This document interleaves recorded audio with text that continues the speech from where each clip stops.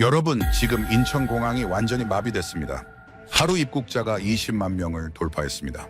전 세계 한국 대사관 앞에는 비자를 받으려는 사람들로 긴 줄이 이어지고 있습니다. 비행기 값이 3배로 뛰어도 일단 한국행표부터 끊겠다는 사람들이 쏟아지고 있습니다. 이건 관광이 아닙니다. 온 가족이 캐리어 4개씩 끌고 아예 정착할 준비를 하고 한국으로 오고 있습니다. 미국 실리콘밸리에서 온 한 투자 전문가가 있습니다. 2주 출장 계획으로 인천공항에 내렸던 이 사람, 지금 2달째 한국에 머물고 있습니다. 도대체 무슨 일이 벌어지고 있는 겁니까? 지금부터 전 세계가 한국으로 달려오는 충격적인 이유, 그 놀라운 진실을 들어보시겠습니다.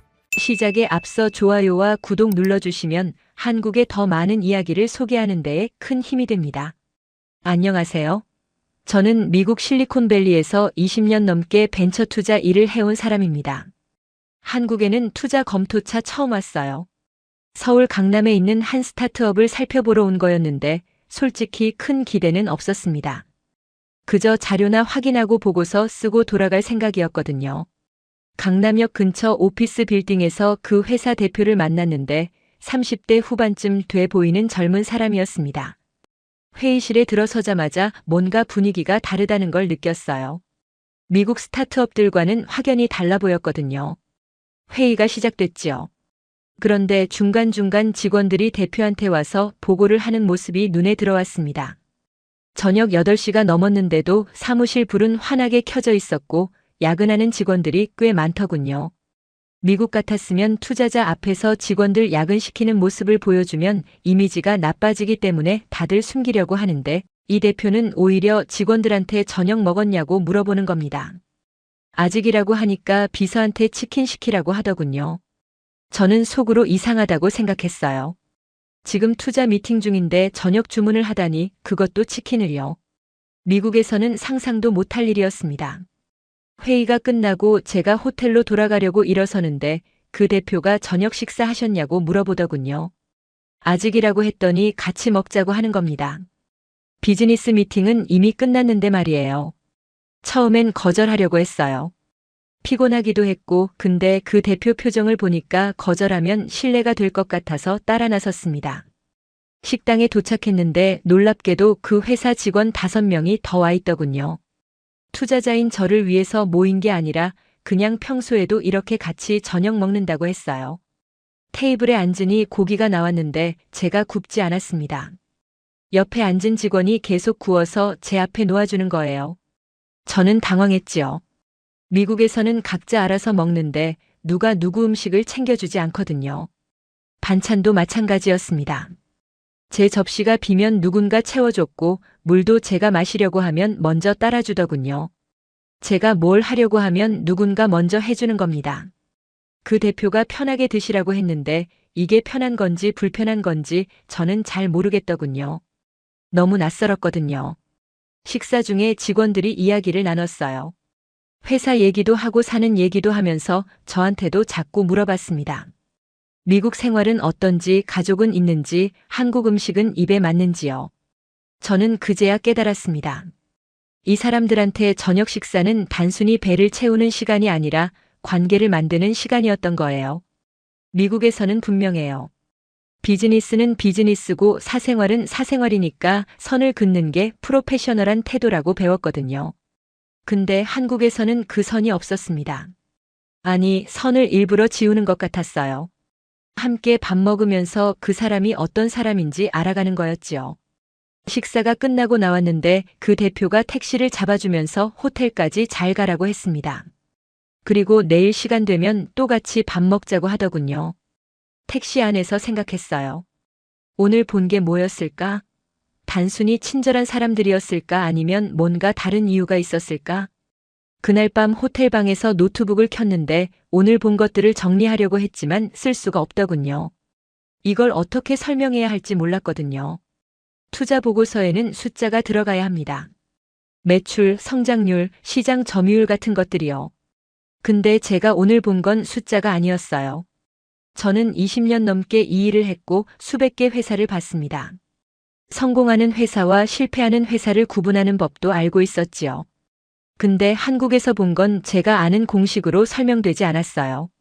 직원들이 야근하는데 치킨을 시켜주는 대표, 투자자한테 고기를 구워주는 직원들, 이게 회사 성과랑 무슨 관계가 있을까요? 미국식으로 생각하면 비효율적입니다. 시간 낭비고 돈 낭비예요. 근데 이상하게도 그 회사는 잘 되고 있었거든요. 매출도 좋았고 직원들 만족도도 높았습니다. 저는 그날 밤 처음으로 의심했어요. 제가 20년간 배워온 게 전부가 아닐 수도 있다는 걸요. 여기 한국에는 제가 모르는 다른 방식이 있을지도 모른다고 생각했습니다. 창밖을 봤더니 강남 거리에는 아직도 불이 환하게 켜져 있었어요. 어디선가 사람들이 함께 밥을 먹고 있겠지요. 서로를 챙기면서요. 그때는 몰랐습니다. 이게 시작일 뿐이라는 걸요. 앞으로 제가 보게 될 것들이 저를 완전히 바꿔놓을 거라는 걸 말입니다. 다음 날 저녁 시차 적응이 안 돼서 잠을 이룰 수가 없었습니다. 그래서 호텔 근처를 걷기 시작했지요. 새벽 2시쯤 됐을 때 편의점 앞을 지나가게 됐는데 한 외국인이 현금 자동 인출기 앞에서 한참을 헤매고 있더군요. 동남아시아에서 온 것처럼 보였는데 카드를 넣었다 뺐다 반복하면서 굉장히 답답해하는 표정이었어요. 저도 외국인이니까 그 심정을 충분히 이해할 수 있었지요. 낯선 나라에서 기계 사용법을 몰라 막막할 때 얼마나 속이 타는지 말입니다. 하지만 저는 그냥 지나쳤어요. 제 일이 아니었으니까요. 그때 한 남자가 다가갔습니다. 30 중반쯤 돼 보이는 사람이었는데 넥타이를 풀어 헤치고 있는 걸 보니 회식하고 돌아가는 중인 것 같았어요. 술 냄새도 났거든요. 미국 같았으면 술 취한 사람이 낯선 외국인한테 다가간다는 건 상상하기 어려운 일입니다. 대부분 피하지요. 귀찮기도 하고 자칫 오해받을 수도 있으니까요. 근데 그 남자는 자연스럽게 그 외국인 옆에 서더니 기계 화면을 가리키며 뭔가 설명하기 시작했습니다. 저는 조금 떨어진 곳에서 지켜봤어요. 호기심이 생겼거든요. 이 사람이 얼마나 도와줄까 싶었습니다. 그 남자는 자기 카드를 꺼내서 시범을 보여주기 시작했어요. 어떤 버튼을 누르고 어떤 순서로 해야 하는지 직접 해보이더군요. 한 번으로는 부족했는지 2번이나 반복했습니다. 외국인이 고개를 끄덕이며 이제 알겠다는 표정을 짓자 그제야 옆으로 비켜서서 직접 해보라고 하더군요. 외국인이 카드를 넣고 버튼을 눌렀는데 중간에 막혔나 봅니다. 다시 당황하는 표정이 역력했어요. 그러자 그 남자가 다시 다가가서 짜증내지 않고 오히려 미안하다는 듯이 다시 설명했습니다. 이번엔 더 천천히요. 제가 시계를 봤더니 벌써 5분이 지나 있었어요. 저였으면 진작에 포기했을 겁니다. 시간 아깝잖아요. 근데 그 남자는 계속 기다렸습니다. 외국인이 성공할 때까지요. 결국 돈이 나왔어요. 외국인이 환하게 웃으면서 고맙다고 인사했는데 그 남자도 웃으면서 엄지를 치켜 세우며 괜찮다는 제스처를 했지요. 그리고는 손사래를 치며 당연한 거라는 표정으로 그냥 가버렸습니다. 연락처를 교환하지도 않았고 보답을 기대하지도 않았어요. 저는 그 자리에 서서 한참을 생각했습니다. 방금 본 게 뭐였을까? 미국에서 20년을 살았지만 저런 광경은 처음이었거든요. 물론 미국에도 친절한 사람들은 있습니다. 길을 물으면 알려주는 사람들도 있어요. 근데 5분 넘게 기다려주면서까지 도와주는 사람은 거의 없지요. 왜 그럴까요? 시간이 돈이니까요. 내 시간을 낯선 사람한테 쓰는 건 손해라고 생각하는 게 합리적인 판단이거든요. 근데 방금 본 그 남자는 손해를 계산하지 않았어요. 술 취해서 피곤했을 텐데도 5분 넘게 서서 도와줬습니다. 아무런 대가도 바라지 않고요. 편의점으로 들어가서 커피를 하나 샀어요. 계산하면서 점원한테 물어봤습니다. 방금 밖에서 외국인 도와준 사람 아냐고요. 점원이 웃으면서 모른다고 하더군요. 그냥 지나가던 사람일 거라고 했어요. 왜 지나가던 사람이 5분씩이나 시간을 썼을까요? 술 취했으면 빨리 집에 가고 싶었을 텐데요. 편의점을 나와 호텔로 걸어가면서 머릿속으로 계속 계산했습니다. 직업병이었지요. 그 남자가 쓴 시간, 그 시간의 가치, 얻은 것과 잃은 것을요. 결론은 명확했어요. 경제적으로 봤을 때 그 남자는 5분을 낭비한 겁니다. 아무것도 얻지 못했으니까요. 근데 제 계산이 틀렸다는 생각이 들었습니다. 그 남자 표정을 떠올려 보니까요. 외국인이 성공했을 때 함께 웃던 그 얼굴이 계속 머릿속에 남아 있었거든요. 그 남자는 손해라고 생각하지 않았어요. 오히려 당연한 일을 했다는 표정이었지요. 마치 숨 쉬는 것처럼 자연스러웠습니다. 저는 그날 밤 잠을 잘 수 없었어요. 계속 생각했거든요. 도대체 뭐가 이 사람들을 이렇게 만든 걸까? 교육일까요? 어릴 때부터 남을 도우라고 배웠을까요? 아니면 종교적인 이유일까? 정부에서 장려하는 캠페인 같은 게 있을까? 다음 날 한국인 지인한테 물어봤습니다. 왜 한국 사람들은 낯선 사람을 그렇게 잘 도와주냐고요. 그 지인이 고개를 갸웃하면서 그게 이상한 거냐고 되묻더군요. 도움이 필요한 사람 보면 돕는 게 당연한 거 아니냐고요. 저는 할 말이 없었습니다. 미국에서는 그게 당연하지 않거든요. 도와주는 건 선택이에요. 의무가 아닙니다. 근데 한국에서는 선택이 아니라 당연한 거였어요. 마치 약속처럼 모두가 그렇게 행동하고 있었지요. 저는 그제야 깨달았습니다. 제가 어제 본 건 한 사람의 친절이 아니었어요. 전체 사회의 문화였던 겁니다. 그리고 이 문화가 어디서 왔는지, 어떻게 만들어졌는지 궁금해지기 시작했습니다. 며칠 뒤였습니다. 투자 검토차 방문할 회사가 하나 더 있었는데 판교에 있는 기업이었어요. 그 회사 대표가 자기 아파트 근처에서 만나자고 해서 약속 시간보다 일찍 도착했지요. 그래서 아파트 단지를 걸어보기로 했습니다. 한국 사람들이 어떻게 사는지 보고 싶었거든요. 로비로 들어가서 엘리베이터를 기다리고 있었는데 할머니 한 분이 오셨어요. 손에 장바구니를 들고 계셨는데 꽤 무거워 보였습니다. 엘리베이터 문이 열렸어요. 저는 먼저 탔습니다. 미국에서는 그게 일반적이거든요. 먼저 온 사람이 먼저 타는 거지요. 근데 뒤에서 젊은 남자가 엘리베이터에 타지 않고 서 있더군요. 할머니를 기다리는 것 같았어요. 할머니가 천천히 들어오시자 그 남자가 문 열린 버튼을 눌렀습니다. 할머니가 완전히 들어올 때까지요. 저는 놀랐어요. 미국에서는 보기 힘든 광경이었거든요. 물론 가끔 친절한 사람들이 있긴 하지만 대부분은 그냥 문 닫힌 버튼을 누르지요. 할머니가 층수를 누르려고 하시는데 그 남자가 먼저 물었습니다. 몇 층 가시냐고요. 할머니가 12층이라고 하시자 남자가 대신 눌러드렸어요. 작은 일이었습니다. 5초도 안 걸렸어요. 근데 저한테는 큰 충격이었지요. 왜 저렇게까지 할까? 할머니가 직접 누르면 되는데 말입니다. 엘리베이터가 올라가는데 10층에서 또 사람이 탔어요. 젊은 여자였는데 그 여자도 똑같이 했습니다. 문 열린 버튼을 누르고 기다려줬어요. 저는 관찰했습니다. 이게 우연일까 아니면 규칙일까? 누가 시켜서 하는 걸까 아니면 자발적인 걸까? 답은 며칠 뒤에 알게 됐어요. 그날 오후 다른 아파트를 방문할 일이 있었습니다. 엘리베이터를 탔는데 이번엔 제가 일부러 관찰했어요. 총 6번 엘리베이터를 탔는데 6번 모두 똑같은 일이 벌어졌습니다. 누군가 짐을 들고 있으면 문 열린 버튼을 눌러줬어요. 노인이 타면 층수를 물어보고 대신 눌러줬습니다. 아이를 안고 있는 엄마가 타면 자리를 비켜줬지요. 제가 특히 놀란 건 한 장면이었습니다. 젊은 남자가 엘리베이터에 타려고 하는데 뒤에서 할아버지가 오시는 게 보였어요. 거리가 꽤 멀었습니다. 한 10m쯤 됐을까요?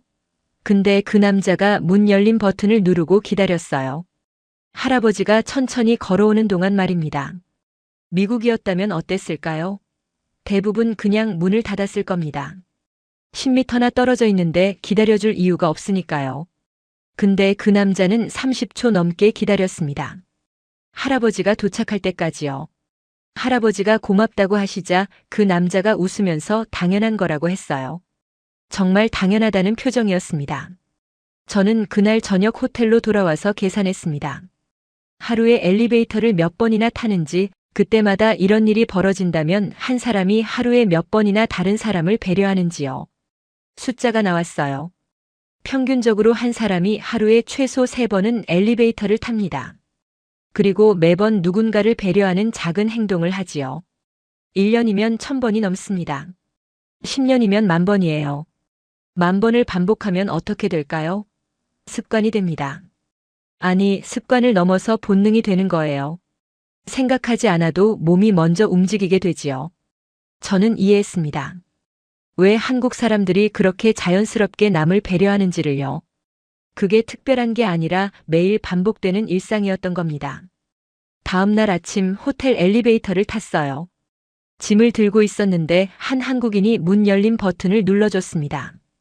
저는 고맙다고 했어요. 그 사람이 웃으면서 당연하다고 하더군요. 그 순간 깨달았습니다. 이게 한국이구나.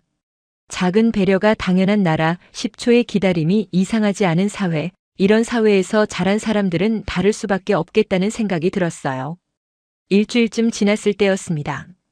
투자 검토차 방문할 의료 스타트업이 있었는데 그 회사가 한 대학병원과 협력하고 있었거든요. 그래서 병원을 직접 방문하게 됐어요. 오후 3시쯤 병원에 도착했습니다. 로비를 지나 엘리베이터를 탔는데 응급실이 있는 층에서 내리게 됐어요. 복도를 걷고 있었는데 앞에서 한 외국인이 헤매고 있더군요. 동남아시아에서 온 것처럼 보였는데 손에 서류를 들고 있었어요. 수속 절차를 몰라서 당황하는 표정이 역력했습니다.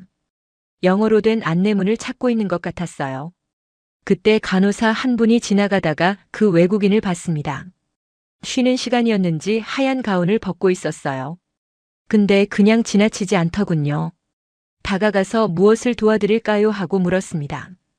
외국인이 영어로 설명하기 시작했어요. 진료를 받고 싶은데 어디로 가야 하는지 모르겠다고요. 간호사가 고개를 끄덕이면서 따라오라고 했습니다. 저는 호기심이 생겨서 조금 떨어진 곳에서 지켜봤어요. 그 간호사가 외국인을 접수 창구로 데려갔습니다. 그리고 직원한테 상황을 설명해 줬어요. 외국인이 서류를 작성하는 동안 옆에서 기다리면서 도와줬습니다.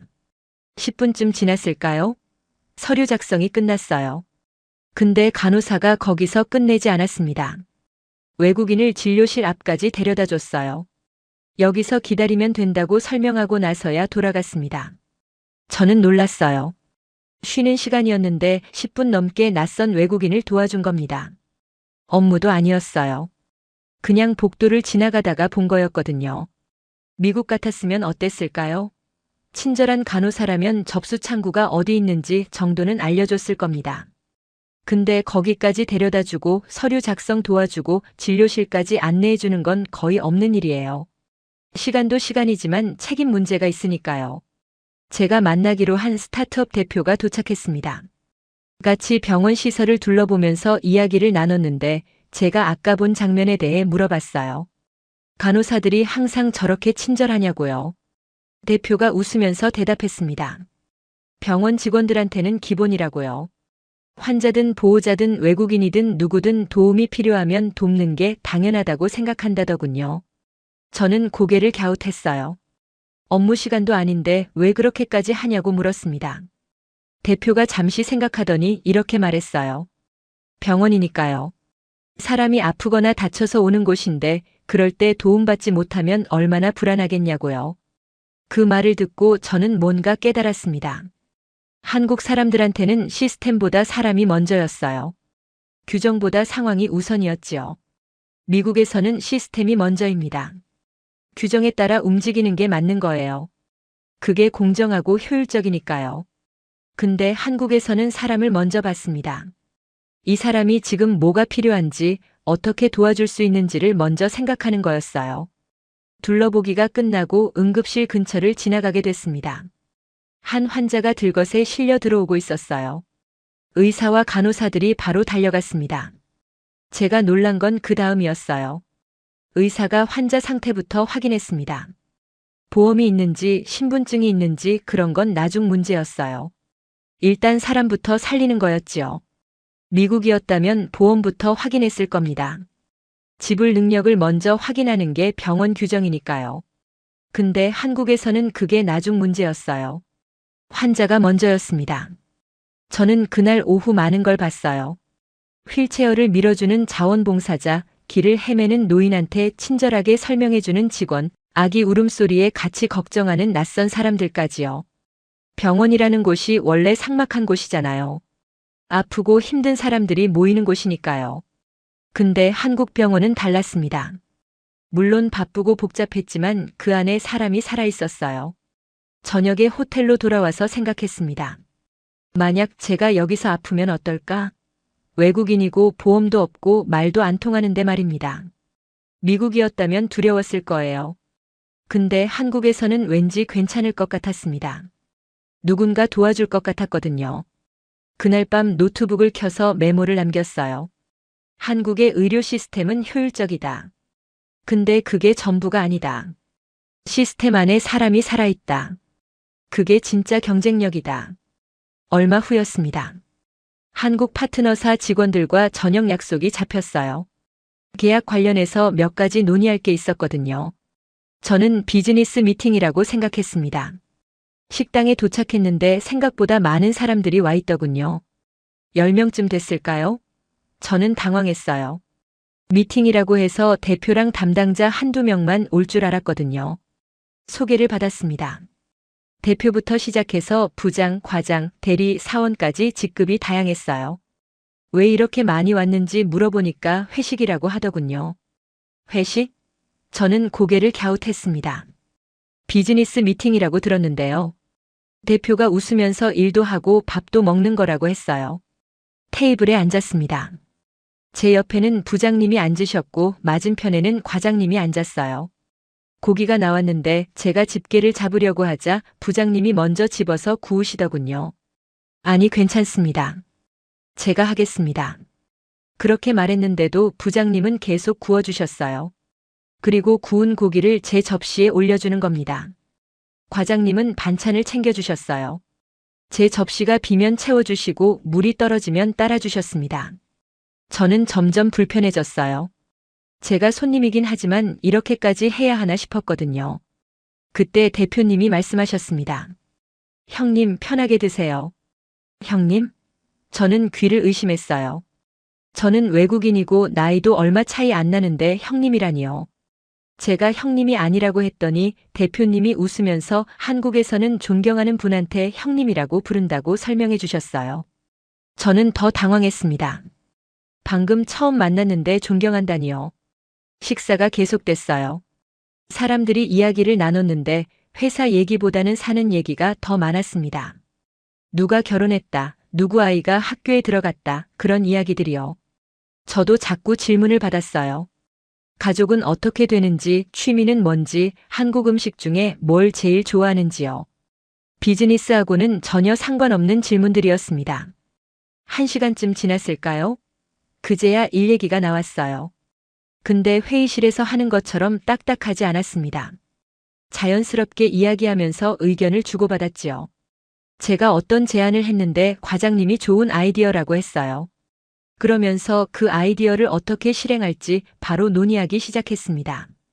회의록도 없고 프레젠테이션도 없는데 일이 진행되고 있었어요. 저는 신기했습니다. 미국에서는 비즈니스 미팅이 따로 있고 식사가 따로 있거든요. 섞지 않아요. 그게 프로페셔널한 태도라고 배웠습니다. 근데 한국에서는 섞는 게 오히려 자연스러워 보였어요. 식사가 끝나갈 무렵 부장님이 말씀하셨습니다. 형님, 한국에 계시는 동안 불편한 거 있으면 언제든 연락하세요. 진심으로 도와드릴게요. 저는 고맙다고 했어요. 근데 속으로는 의아했습니다. 비즈니스 파트너인데 왜 이렇게까지 챙겨주는 걸까? 뭔가 바라는 게 있는 건 아닐까? 며칠 뒤 답을 알게 됐습니다. 주말에 갑자기 호텔 인터넷이 안 됐거든요. 급한 이메일을 보내야 했는데 당황하고 있었어요. 그때 부장님한테 연락했습니다. 혹시 근처에 카페 추천해 주실 수 있냐고요. 부장님이 전화를 주셨어요. 지금 어디 계시냐고 물어보시더니 30분 뒤에 호텔 로비로 오시는 겁니다. 직접 카페까지 데려다 주시면서 인터넷 연결도 도와주셨어요. 주말인데 말입니다. 저는 그제야 깨달았습니다. 회식 자리에서 나눴던 그 대화들, 고기 구워주고 반찬 챙겨주던 그 행동들이 립서비스가 아니었다는 걸요. 진짜였어요. 한국 사람들한테 비즈니스 파트너는 단순히 계약 관계가 아니었습니다. 사람 관계였어요. 함께 밥 먹고 이야기 나누면서 신뢰를 쌓는 거였지요. 그리고 그 신뢰는 계약서보다 강했습니다. 미국에서는 계약서가 전부예요. 법적 효력이 있는 문서니까요. 근데 한국에서는 관계가 먼저였습니다. 관계가 탄탄하면 계약서는 형식일 뿐이었어요. 저는 그날 밤 20년간 비즈니스를 해오면서 수많은 계약을 맺었지만 대부분 계약 기간이 끝나면 관계도 끝났어요. 근데 한국에서 만난 사람들은 달랐습니다. 계약이 끝나도 관계는 계속될 것 같았거든요. 얼마 후 일요일 오후였습니다. 할 일도 없고 해서 호텔 근처 카페에 갔어요. 커피를 시키고 창가 자리에 앉아서 노트북을 켰습니다. 1시간쯤 작업을 하고 있었는데 옆 테이블에 앉았던 외국인이 일어나서 나가더군요. 유럽 사람처럼 보였는데 급하게 전화를 받으면서 나가는 바람에 노트북을 테이블에 두고 간 겁니다. 저는 봤어요. 근데 제 일이 아니니까 그냥 넘어갔습니다. 카페 직원이 알아서 처리하겠지 싶었거든요. 5분쯤 지났을까요? 카페 사장님이 그 테이블로 가셨어요. 노트북을 보시더니 주위를 둘러보셨습니다. 그리고 조심스럽게 노트북을 카운터로 가져가셨지요. 저는 그때까지는 별로 신경 쓰지 않았어요. 분실물 보관하는 거겠거니 했습니다.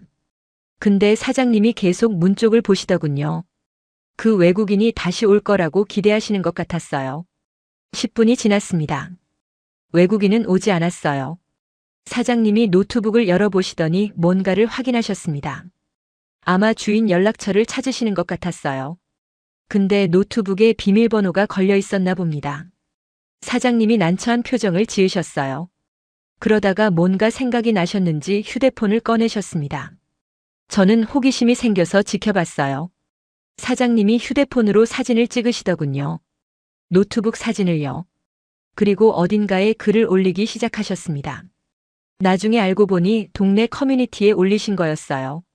카페에 노트북 두고 간 외국인 찾는다고요. 사진까지 첨부해서요. 20분이 지났습니다. 저는 작업을 계속하고 있었는데 사장님이 계속 문 쪽을 보시더군요. 혹시 그 외국인이 올까봐 기다리시는 겁니다. 손님들이 계속 들어왔어요. 주문을 받으시고 커피를 만드시면서도 사장님은 계속 신경 쓰이는 표정이셨습니다. 노트북 주인 걱정하시는 거였어요. 30분쯤 됐을 때 그 외국인이 다시 들어왔습니다. 급하게 뛰어들어오면서 테이블을 보더니 당황하는 표정이었어요. 노트북이 없으니까요. 사장님이 바로 다가가셨어요. 그리고 카운터에서 노트북을 가져오셨습니다. 외국인이 얼마나 안도하던지 연신 고맙다고 인사했어요. 사장님이 웃으면서 괜찮다고 하셨습니다. 그리고 혹시 모르니까 커뮤니티에 올린 글을 삭제하셨어요. 다 해결됐다고요. 외국인이 커피라도 한 잔 사드리고 싶다고 했는데 사장님이 손사래를 치셨어요. 당연한 거라고 하시면서요. 저는 그 장면을 보면서 계산했습니다.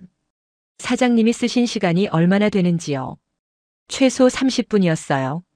그 시간에 손님을 더 받을 수도 있었고 다른 일을 할 수도 있었습니다. 게다가 커뮤니티에 글까지 올리셨어요. 사진 찍고 글 쓰는데도 시간이 걸렸을 겁니다. 왜 그렇게까지 하셨을까요? 그냥 분실물 보관함에 넣어두면 되는 거 아닌가요? 카운터로 가서 커피를 한 잔 더 주문했어요. 그리고 사장님한테 물어봤습니다. 아까 노트북 찾아주신 거 대단하시다고요. 사장님이 웃으면서 별거 아니라고 하셨어요. 외국에서 노트북 잃어버리면 얼마나 난처하겠냐고요. 그래서 꼭 찾아드리고 싶었다고 하시더군요. 저는 할 말이 없었습니다. 미국이었다면 분실물 보관하고 끝이에요. 주인이 찾으러 오면 주고 안 오면 경찰에 신고하거나 일정 기간 후에 폐기하지요. 적극적으로 찾아주지는 않습니다. 왜 안 그럴까요? 책임 문제 때문이에요. 자칫 잘못하면 분실물을 훼손했다거나 분실했다거나 그런 문제가 생길 수 있거든요. 그래서 최소한의 조치만 하는 게 안전합니다. 근데 사장님은 그런 걱정을 하지 않으셨어요. 오로지 그 외국인이 노트북을 찾을 수 있을까만 걱정하신 거였지요. 저는 그날 오후 카페에서 오래 앉아 있었습니다. 사장님을 계속 관찰했거든요. 손님들한테 어떻게 대하시는지, 어떤 표정으로 일하시는지요. 한 손님이 커피를 쏟았어요. 사장님이 바로 달려가셨습니다. 괜찮으시냐고 물어보시면서 휴지를 가져오셨어요. 손님이 미안해하자 사장님이 웃으면서 괜찮다고 하셨습니다. 또 한 손님이 와이파이 비밀번호를 물어봤어요. 사장님이 알려주시면서 혹시 연결 안 되면 말씀하시라고 하셨습니다. 그리고 실제로 그 손님 자리까지 가셔서 와이파이가 잘 되는지 확인하셨어요. 작은 일들이었습니다. 하나하나는 별거 아니에요. 근데 계속 쌓이니까 뭔가 다른 게 만들어지더군요. 그 카페의 분위기가 달랐어요. 편안했습니다. 저는 그날 저녁 호텔로 돌아와서 생각했습니다. 왜 한국 사람들은 이렇게 행동할까? 손해를 감수하면서까지 남을 도울까? 답은 간단했어요. 손해라고 생각하지 않으니까요. 오히려 당연한 일이라고 생각하는 거였습니다. 사람이 사람을 돕는 게 뭐가 이상하냐는 거였지요. 한 달쯤 지났을 때였습니다. 저는 이제 한국 생활에 어느 정도 익숙해져 있었어요. 지하철도 혼자 탈 수 있었고 간단한 한국어도 할 수 있었습니다. 어느 날 아침 지하철을 탔어요. 출근 시간이라 사람들로 가득 찼습니다. 저는 구석에 서서 핸드폰을 보고 있었어요. 신도림역이었을 겁니다. 문이 열리고 사람들이 탔는데 한 임산부가 타더군요. 배가 꽤 불러 있었어요. 그 순간 3명이 동시에 일어났습니다. 젊은 남자 2, 여자 1명이었어요. 서로 눈치를 본 게 아니었습니다. 그냥 일어난 거예요. 임산부가 당황해하자 그중 1명이 먼저 앉으시라고 했어요. 임산부가 고맙다고 인사하고 앉았습니다. 나머지 2명도 웃으면서 다시 자기 할 일을 했어요. 저는 그 장면을 보면서 시간을 쟀습니다. 문이 열리고 임산부가 타고 3명이 일어나기까지 걸린 시간이 5초였어요. 생각할 시간도 없었습니다. 조건반사처럼 일어난 거였지요. 미국이었다면 어땠을까요? 물론 자리를 양보하는 사람들도 있습니다. 근데 대부분은 망설여요. 저 사람이 정말 도움이 필요한가? 내가 양보하면 나는 어떻게 되나? 그런 걸 계산하지요. 근데 한국에서는 계산이 없었어요. 보자마자 일어났습니다. 마치 숨 쉬듯이요. 다음 역에서 노인 한 분이 타셨어요. 이번에는 4명이 일어났습니다. 노인이 손사래를 치시면서 괜찮다고 하셨는데도 한 청년이 계속 권했어요. 결국 노인이 앉으셨지요. 저는 계속 관찰했습니다. 1시간 동안 지하철을 탔는데 6번 이런 일이 벌어졌어요. 임산부, 노인, 아이 아는 엄마, 다친 사람까지요. 매번 누군가 일어났습니다. 망설이지 않고요. 그리고 일어난 사람들은 특별한 표정을 짓지 않았어요. 당연한 일을 했다는 표정이었지요. 한 역에서 제 앞에 할머니가 서셨어요. 장바구니를 들고 계셨는데 무거워 보였습니다. 저는 일어나야 하나 말아야 하나 고민했어요. 미국에서는 노약자석이 아니면 양보하지 않아도 됩니다. 그게 규칙이에요. 근데 한국에서는 규칙과 상관없이 양보하는 것 같았습니다. 저는 일어났어요. 할머니한테 앉으시라고 했습니다. 할머니가 깜짝 놀라시더니 괜찮다고 하셨어요. 근데 저는 괜찮다고 했습니다. 저는 곧 내리니까요. 할머니가 고맙다고 하시면서 앉으셨어요. 그리고 웃으셨습니다. 그 미소가 따뜻했어요. 저는 그 순간 뭔가 느꼈습니다. 기분이 좋아지는 거예요. 손해를 본 건데 말입니다. 30분을 서서 가야 하는데도요. 근데 이상하게 손해라는 생각이 들지 않았어요. 오히려 뿌듯했습니다. 할머니가 편하게 앉아 계시는 걸 보니까요. 그제야 이해했습니다. 왜 한국 사람들이 자리를 양보하는지요. 그게 손해가 아니라 이득이었던 겁니다. 누군가를 편하게 해주는 게 자기도 편하게 만드는 거였어요. 다음 역에서 내렸습니다. 플랫폼에 서서 지하철을 바라봤어요. 저 안에서 오늘도 수십 번, 수백 번짜리 양보가 일어나고 있을 겁니다. 그리고 그걸 당연하게 받아들이는 사회, 그게 한국이었습니다. 규칙으로 정해서가 아니라 사람들이 스스로 그렇게 행동하는 사회요. 저는 그날 깨달았어요. 한국의 진짜 경쟁력이 뭔지를요. 기술도 아니고 시스템도 아니었습니다. 사람들이 서로를 대하는 방식이었어요. 2달이 지났습니다. 본사에서 보고서를 제출하라는 연락이 왔어요. 저는 노트북 앞에 앉았습니다. 근데 한 줄도 쓸 수가 없었어요. 무슨 말을 해야 할지 모르겠더군요. 제가 본 것들을 어떤 언어로 설명해야 할까요? 투자 보고서는 명확해야 합니다. 시장 규모, 성장 가능성, 경쟁 우위, 그런 것들을 숫자로 보여줘야 해요. 근데 제가 발견한 건 숫자 너머에 있었습니다. 저는 20년 넘게 전 세계를 다니며 투자처를 찾았어요. 실리콘밸리, 런던, 베를린, 싱가포르 수많은 도시를 봤습니다. 혁신적인 기술도 봤고 완벽한 시스템도 봤어요. 근데 한국에서 본 건 달랐습니다. 전쟁으로 폐허가 된 나라가 70년 만에 세계 10위권 경제 대국이 됐어요. 어떻게 가능했을까요? 기술, 자본, 천연자원. 한국에는 아무것도 없었습니다. 있었던 건 사람뿐이었어요. 그리고 그 사람들이 서로를 대하는 방식이었습니다. 편의점 앞에서 5분간 외국인을 도와준 남자, 그 남자는 특별한 사람이 아니었어요. 평범한 회사원이었습니다. 근데 그 평범한 사람이 낯선 외국인을 위해 시간을 썼어요. 왜일까요? 30분간 노트북 주인을 기다린 카페 사장, 그 사장은 자선 사업가가 아니었습니다. 작은 카페를 운영하는 평범한 자영업자였어요. 근데 손님도 아닌 사람을 위해 30분을 기다렸습니다. 왜일까요? 5초 만에 일어나서 자리를 양보한 지하철 승객들, 그들은 성인군자가 아니었어요. 피곤한 출근길에 서 있고 싶지 않았을 겁니다. 근데 망설이지 않고 일어났습니다. 왜일까요? 답은 간단했습니다. 그게 한국을 만든 방식이었으니까요. 전쟁 후 아무것도 없었던 이 나라가 어떻게 일어섰을까요? 서로 돕는 수밖에 없었습니다. 내가 살려면 내가 살아야 했고, 내가 살려면 내가 살아야 했어요.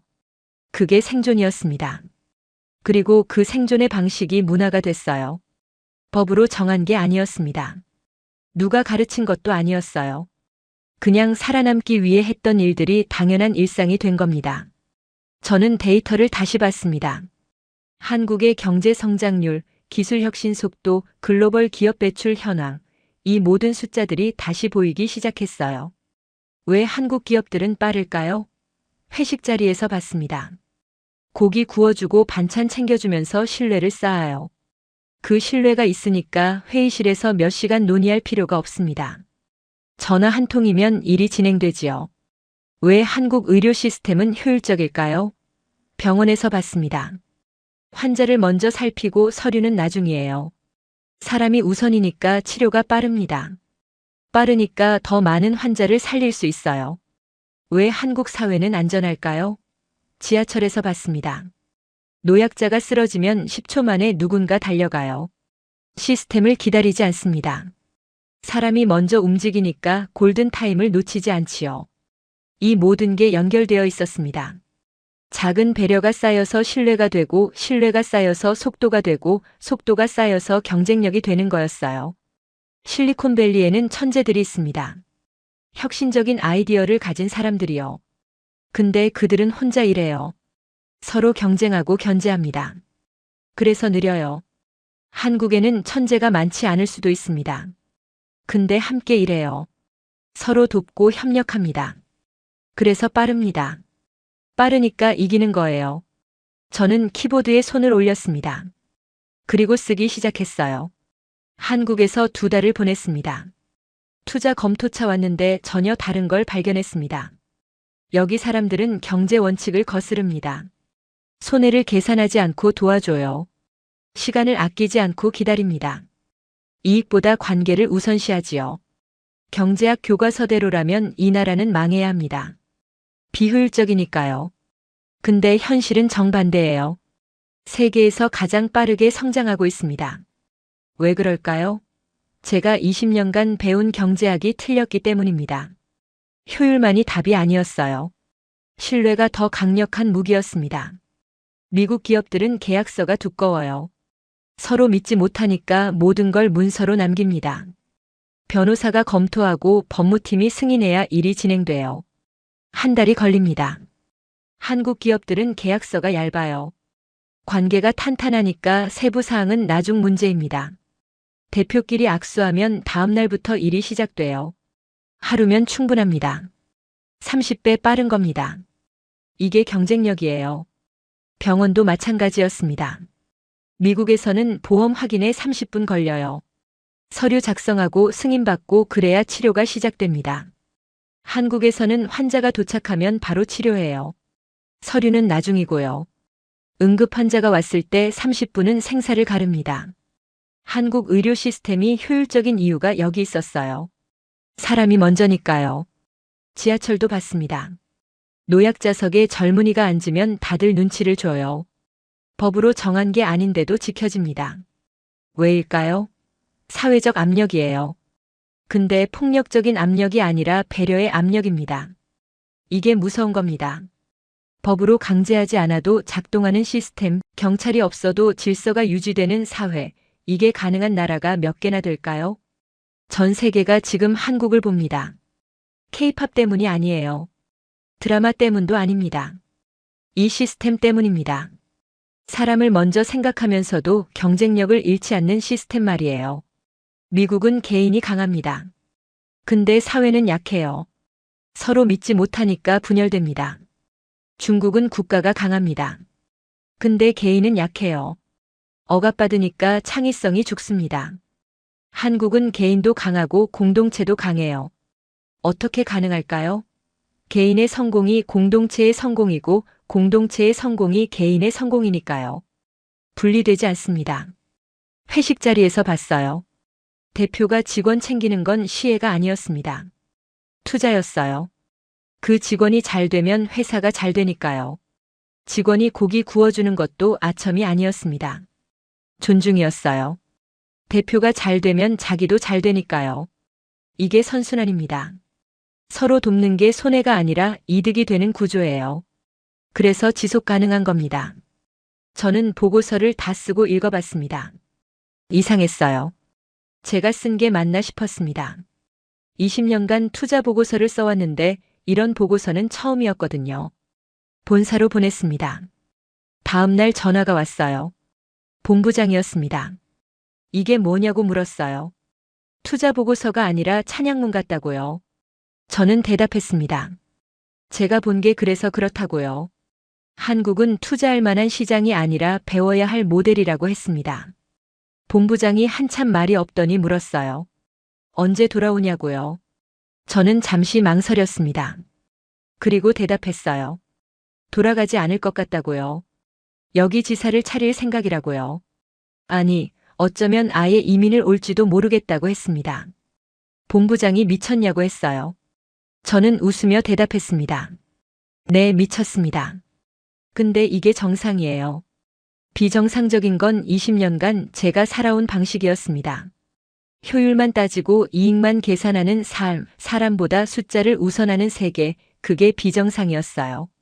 한국에 와서야 깨달았습니다. 전화를 끊었습니다. 창밖을 봤어요. 출근하는 사람들이 보였습니다. 저 사람들은 모릅니다. 자기들이 얼마나 특별한 사회에서 살고 있는지요. 전쟁의 폐허에서 일어선 나라 아무것도 없었지만 서로 돕는 것만으로 세계 10위. 경제 대국이 된 나라, 사람을 포기하지 않는 게 국가 경쟁력이 된 나라. 이게 한국이었습니다. 그리고 지금 전 세계가 이 나라로 오고 있어요. 관광이 아니었습니다. 배우러 오는 거예요. 어떻게 하면 효율적이면서도 따뜻할 수 있는지, 빠르면서도 사람을 잃지 않을 수 있는지를요. 인천공항에 하루 20만 명이 들어옵니다. 그들은 한국의 기술을 보러 오는 게 아니에요. 한국인을 보러 옵니다. 손해를 계산하지 않고 도와주는 사람들, 당연한 일을 당연하게 하는 사람들을요. 그리고 그들은 깨닫습니다. 이게 미래라는 걸요. 경쟁만 하는 사회는 언젠가 무너집니다. 협력하는 사회만 살아남아요. 한국이 증명했습니다. 70년 만에요. 저는 노트북을 닫았습니다. 그리고 밖으로 나갔어요. 이제 관찰자가 아니었습니다. 참여자가 되고 싶었거든요. 이 위대한 실험의 일부로요. 거리에는 사람들이 걷고 있었습니다. 누군가는 오늘 낯선 사람을 도울 거예요. 누군가는 자리를 양보할 겁니다. 누군가는 기다려줄 거고요. 그리고 그 작은 행동들이 모여서 내일의 한국을 만들 겁니다. 더 빠르고 더 강하고 더 따뜻한 나라로요. 저도 그 일부가 되고 싶었습니다. 숫자로 세상을 보던 투자자가 아니라 사람으로 세상을 사는 한국인으로요. 오늘 사연은 여기까지입니다. 전 세계가 한국으로 몰려드는 충격적인 이유를 발견한 투자자 스토리 어떠셨나요? 사연의 주인공에게 응원의 댓글을 남겨주세요. 지금까지 감동정거장에서 사연 전해드렸습니다. 사연이 마음에 드셨다면 좋아요와 구독 부탁드립니다. 시청해주셔서 감사합니다.